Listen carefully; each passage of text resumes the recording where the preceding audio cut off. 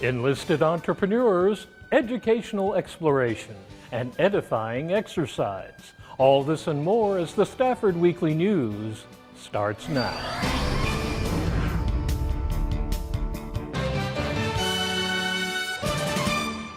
Welcome to the Friday, October 7th edition of the Stafford Weekly News. I'm Randall Williams. There are 18 million veterans in the United States and on the workforce, and some of them are entrepreneurs. So much so that there is an expo specifically for veteran-owned businesses. John King signed up to get this story.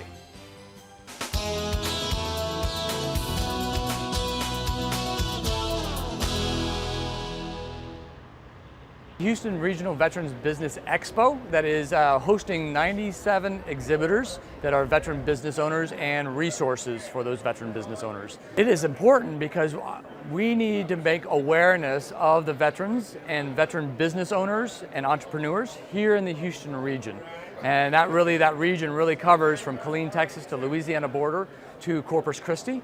And it's important because we're trying to raise the veteran business economy, awareness to the public, but also for the procurement officers or contracting officers of these larger corporations that want to source from a veteran-owned business. Super important. It gives them branding awareness. It gives them in front of the right people. It makes the public aware of them as a veteran-owned business. It helps that veteran self-identify as a veteran, plus it brings out other resources to either access to capital, a veteran designation, education, resources that they can utilize to either start, grow, or scale their business. I'm super excited to be a part of it because from about 2 years ago, there was nothing like this that was identifying or really putting the veteran businesses on the map in such a large way to be able to bring awareness to them that I am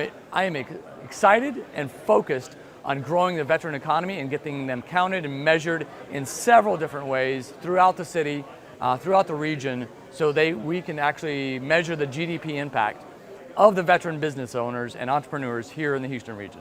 The ultimate goal here is to be able, for the Veterans Business Expo and the Houston Regional Veterans Business Chamber, is to really help those veterans self-identify as a veteran, grab the resources that there are out there, be that education, access to capital to either start, grow, or scale their business so they can do more for us.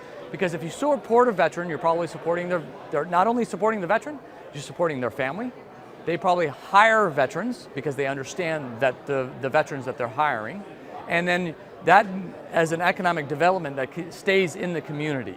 And now it's a better spend within the community, and you're growing the community right in your backyard by supporting a veteran business owner and then supporting a veteran that served our country.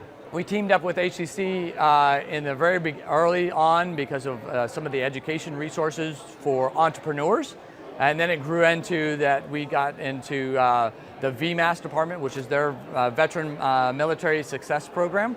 And so we partnered there. They've hosted us a couple times on our Community Leaders Roundtable.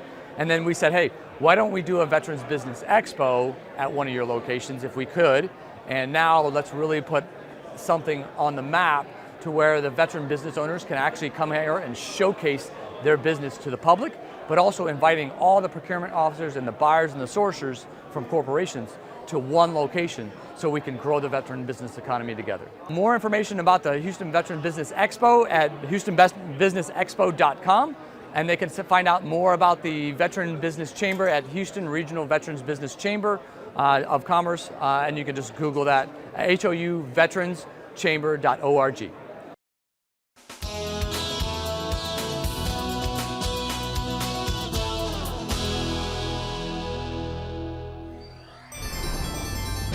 Mastering music, next.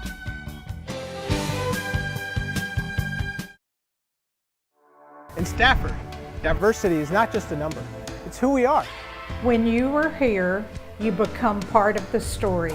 You can sleep well knowing we're always on the job and looking out for you. It's a great place for growth and opportunity. Tradition starts here. We teach your children and we stick around for your grandchildren.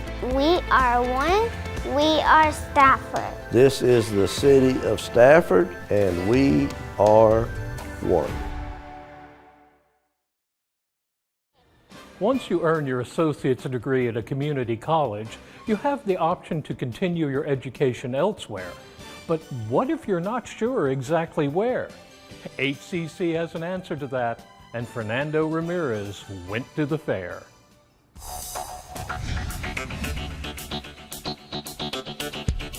The HCC Transfer Fair is an event that we have that allows students to be able to come in and meet with four-year institutions that they might be interested in attending later. It gives them a chance to get exposure with those institutions and have actually a conversation with them. So it's very helpful to students. Yes, it gives a vision. It helps them kind of see forward that this is getting somewhere. They're currently in classes. They get to see what I'm going to class for. So they get to actually go and look and say, hey, this is where I want to go next. And it opens their horizon for possibilities. Overall, our goals are the same. We want to help students to get to where they want to go. And it just makes sense for us, since we do offer 2 years, it makes sense for them to meet with the four-year institutions as well.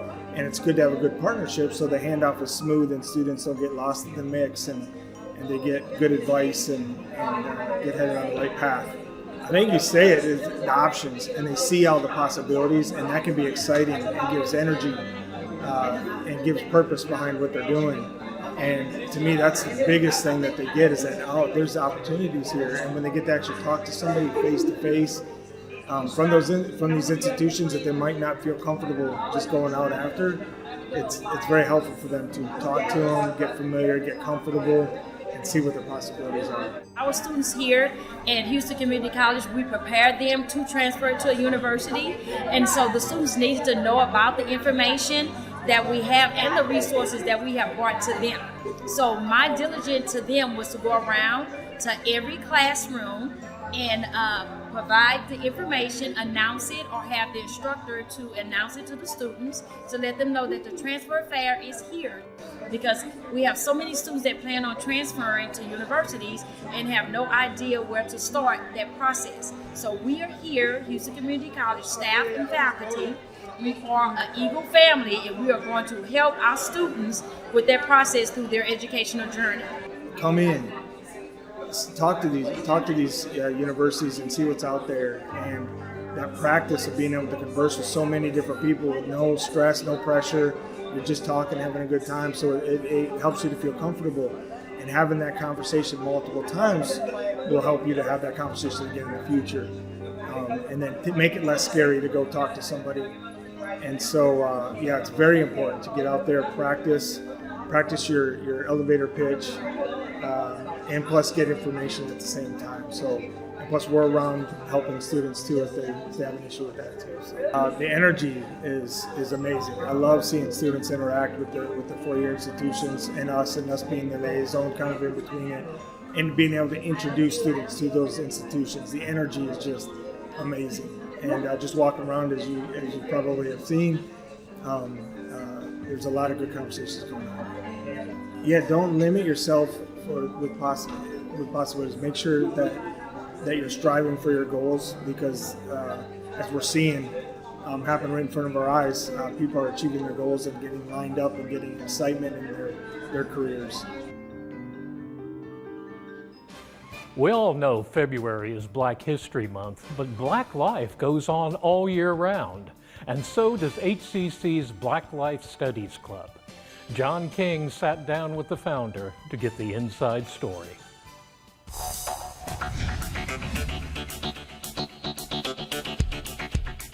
Black Life Studies Club is a student club, and just like most student clubs, it's just really a space, and more importantly, a safe space for students to come and learn about Black culture, Black life.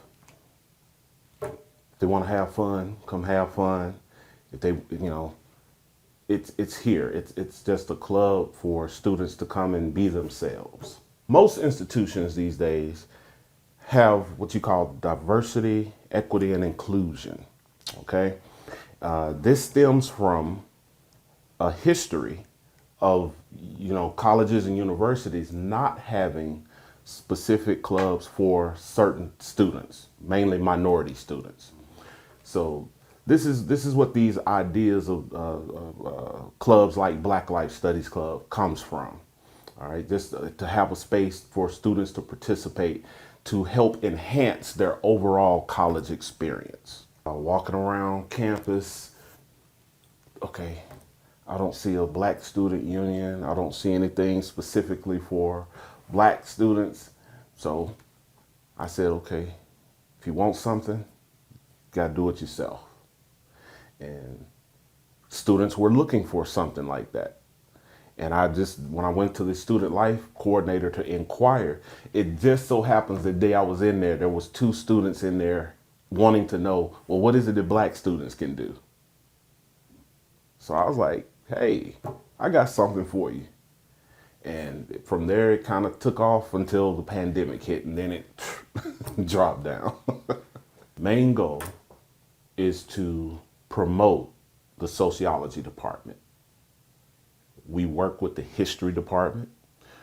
In the history department, they have the African American Studies Certificate Program.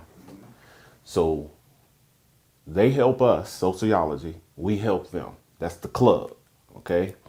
The other thing that we do, again, like I think I said this earlier, we want to enhance students' overall college experience, giving them something to do outside of the academics, but at the same time, help improve those academics. So at a club meeting, it's mandatory that they get, mostly from me, a 20 to 30 minute lecture on an aspect of Black history, Black culture, anything that's happening in the news is pertaining to Black people, okay? And then they can talk about it. And now, since we have the Canvas shell, I can post these things into the Canvas shell, and then they can start discussing it, or they can continue discussing it in the meeting. The Woman King, the movie. All right. Well, you had a group of people, not here, just overall, wanting to protest the movie because they said it was not accurate, because it did not depict the nation of Dahome's full participation in the slave trade. In the Black Life Studies Club, we would look at the Dahomey participation in the Atlantic slave trade. We would look at the oil empire, their participation. See, a lot of people just, from that movie, they just thought it was just the Dahomey. But no, it was several African tribes. The Black Life Studies Club is in existence to bring light and truth to Black people, not turning on the TV, seeing us going off to jail. What do some white supremacists in politics love to call us? The 1390. We're 13% of the total population, but we commit 90% of the crimes. That's statistically impossible. Come on, learn some things, and then also be ready to work. Because we put on little programs, we put on little workshops and stuff. We get rid of the stereotype of Blacks being lazy. We do stuff. We spotlight Black life. HCC has many budding musicians in its student body and constantly looks for ways to take their talents to the next level. In this segment, visiting Professor Diego Catano teaches a piano masterclass.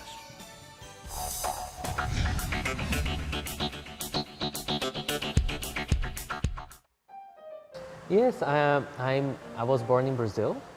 I'm a Brazilian pianist. I studied in Brazil. I started piano there around 12 years old. And I did my undergraduate there. And then I went to Russia for a short period of time. And then I came to this country where I got my master's and my doctorate from the University of Colorado at Boulder. And then after that, I moved to Wyoming, where I got my first job at Casper College, and then I got my second job at Amarillo College. And now I'm the faculty of Sam Houston State. So that's actually my first university. So I taught at community colleges twice before. It's an honor, first of all, to be here, and all because of Dr. Eugene Lee. She invited me to hear her students have this exchange of ideas in a master class, potentially bringing them to Sam Houston whenever they're ready to transfer.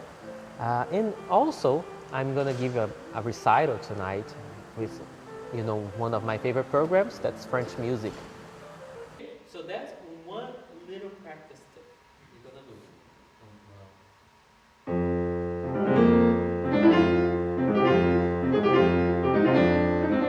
Because then you can do.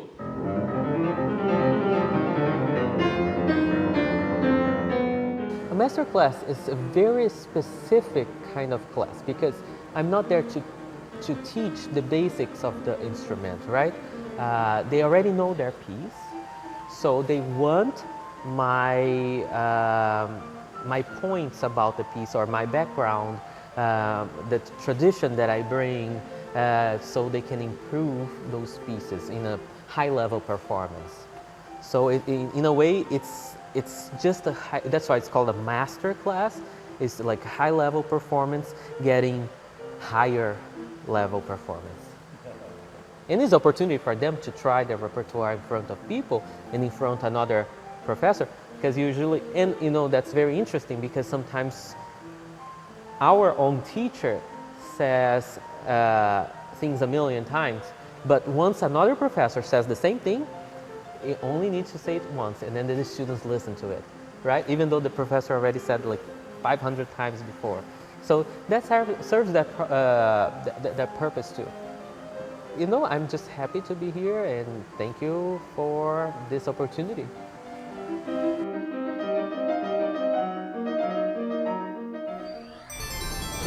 Loteria, next.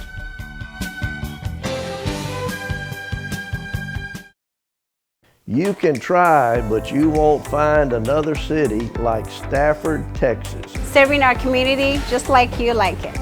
Taking care of you and your home since 1945. We believe in STEM to learn and STEM to earn. We're heading into college certified and career ready. As a former student of Stafford, I take pride in keeping our classrooms safe. We are Stafford, we are one.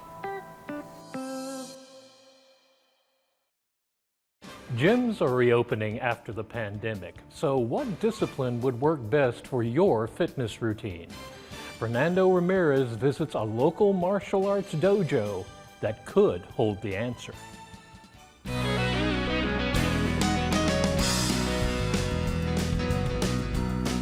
This place is a martial arts place that caters to beginners. So if you are an absolute beginner, you're intimidated to go into a standard dojo or MMA gym, then this is the perfect place for you to start, because everyone here is either beginners themselves or they are beginner friendly. I instruct them from the very beginning to be ready to welcome beginners from the get-go. So we cater to the beginning people who want to start either their health and fitness journey or their martial arts journey. And we have a holistic approach, so we don't just train the body, but we also train the body, the heart, the mind, and the soul. And the reason why we do that is because you can't really have one thing without the other. If you're trying to master anything, whether it's sports, whether it's martial arts, there's a mental game, right? There's a even spiritual game that you have to play with in learning these things.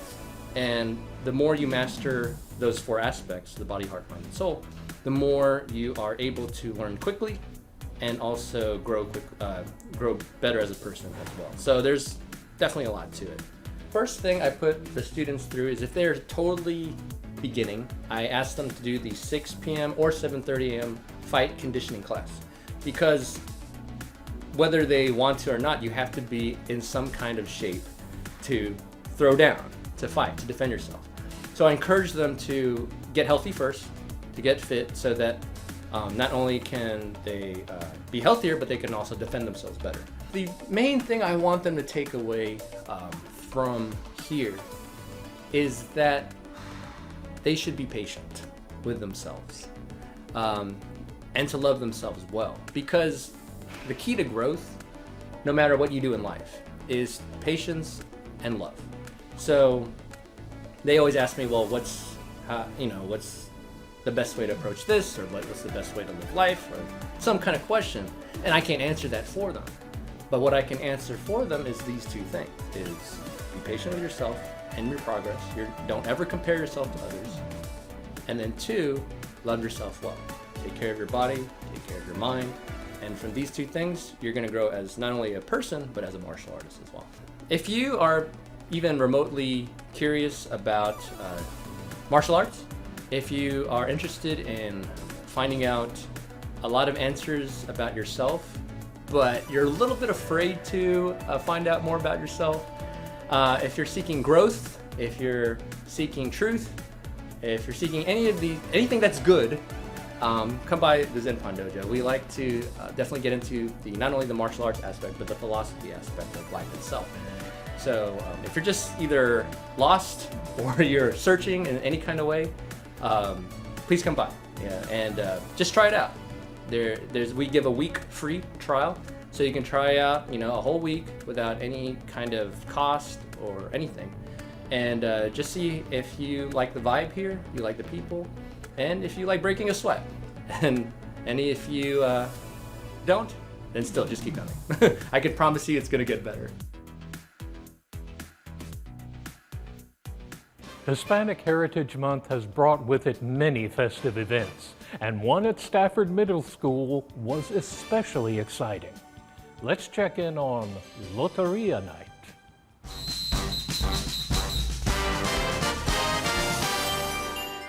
Tonight we're celebrating, obviously, Hispanic Heritage Month. So we decided, as a culture committee here at Stafford Middle School, we decided to do a Loteria Night, which is kind of like a bingo night for parents and their students, trying to bump up the family engagement.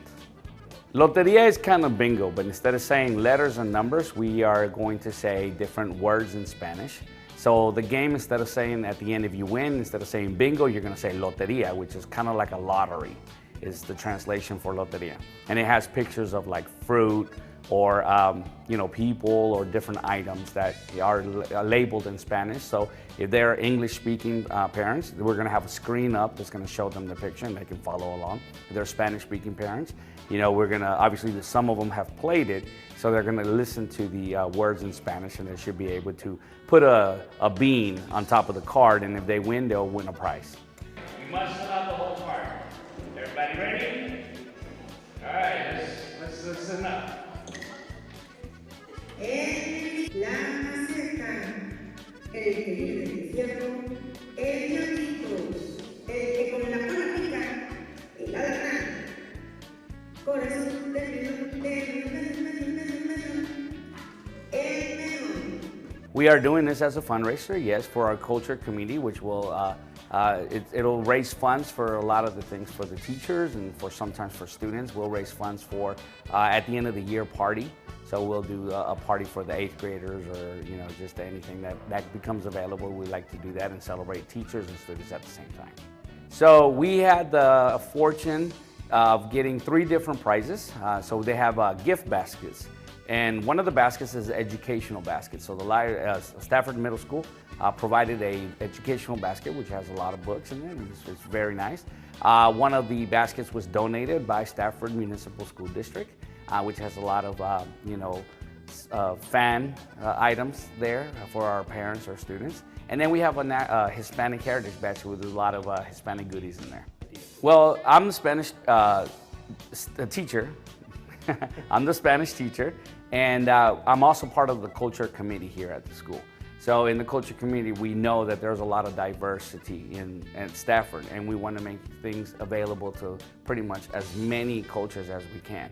So because it fell right in between the National Hispanic Heritage Month, which is from September 15th to October 15th, we decided, hey, let's have a family lottery night or Loteria night, which we can host as a fundraiser, but kind of like goes into open house, where we wanted to talk about family engagement and have parents come to the school and know what's going on and how they can be entertained in the campus, and also their kids can know that their parents are, they're welcome here at the school and everybody will have fun.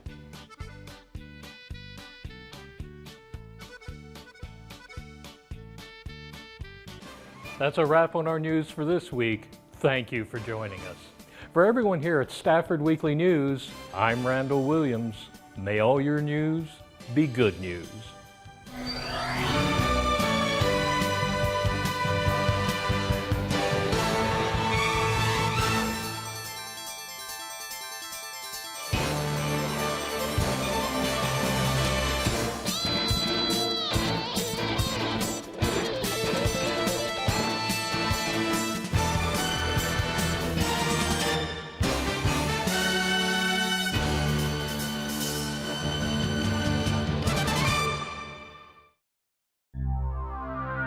This program was produced on the Stafford campus of Houston Community College.